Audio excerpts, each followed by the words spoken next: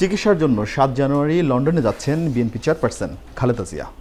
তিনি সহ তার এই লন্ডন যাত্রায় সফর সঙ্গী ১৫ জন। তার মধ্যে রয়েছেন তার ছেলে মরহুম আরাফাত রহমান কোকোর স্ত্রী শর্মিলা রহমান, ৭ জন চিকিৎসক, ২ জন গৃহকর্মী, ১ জন নিরাপত্তারক্ষী, সে সঙ্গে বিএনপির চেয়ারপারসনের উপদেষ্টা এনামুল হক চৌধুরী এবং নির্বাহী কমিটির সদস্য তাবিদ আউয়াল। মোট এই ১৫ জন আগামী ৭ জানুয়ারি লন্ডনের উদ্দেশ্যে ঢাকা ত্যাগ করার কথা রয়েছে।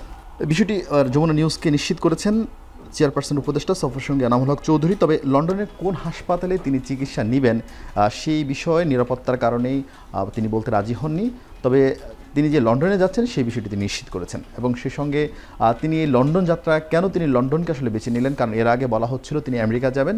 মূলত এখন সেই সিদ্ধান্ত থেকে সরে এসে লন্ডনে থাকবেন, কারণ লন্ডনে রয়েছেন বিএনপি চেয়ারপারসনের বড় ছেলে জনাব তারেক রহমান এবং তারেক রহমানের স্ত্রী doctor Zubaida Rahman. Doctor Zubaida Rahman BNP চেয়ারপারসনের জন্য যে মেডিকেল বোর্ড গঠিত হয়েছে সেই মেডিকেল বোর্ডের একজন সদস্য।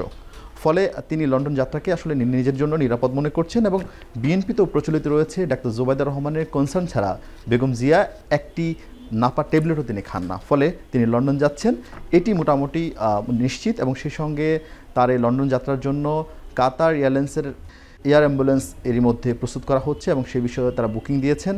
আগে ছিল 29-এ, এখন এটা হচ্ছে 7 জানুয়ারি।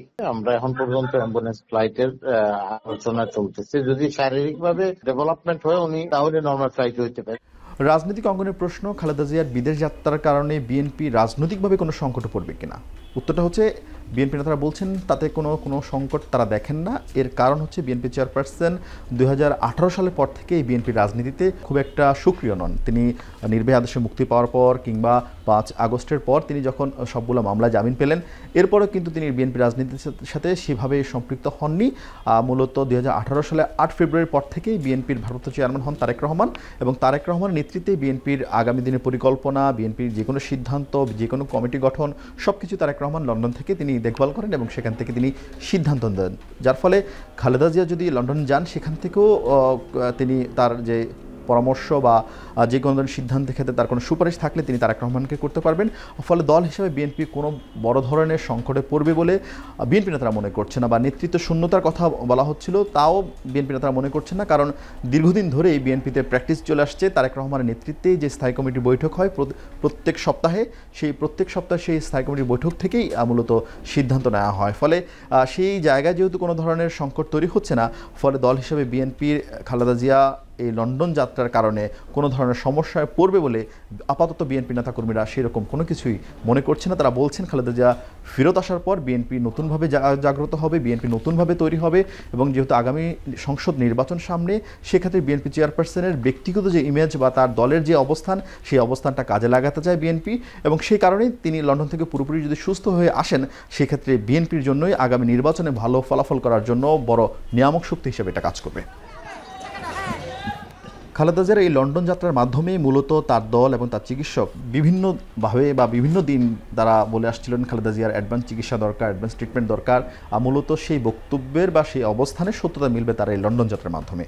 এবং আপনারা জানেন যে এভারকেয়ার হাসপাতালে ১০ দফায় ৪৭৯ দিন তিনি হাসপাতালে চিকিৎসাধীন ছিলেন, যদিও তিনি সেখানে পুরোপুরি সুস্থ হননি।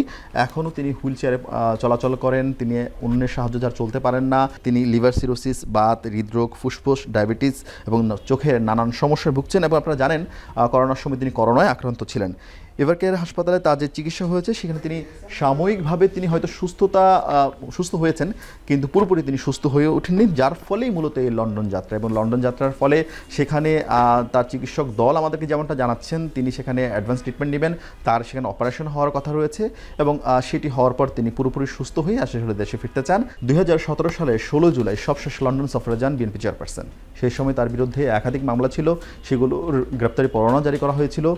তৎকালীন সরকার, আওয়ামী লীগ সরকার তিনি দেশে ফিরবেন না, তিনি মামলার ভয়ে বা জেলে যাওয়ার ভয়ে তিনি দেশে ফিরছেন না বা ফিরতে পারবেন না, এই ধরনের নানান সমালোচনা করেছিল, যদিও সেই সমালোচনা আসলে শেষ পর্যন্ত টিকে নেই, কারণ ওই বছরের 18 অক্টোবর তিনি দেশে ফিরেন এবং 2018 সালে তাকে কারাগারে যেতে হয়।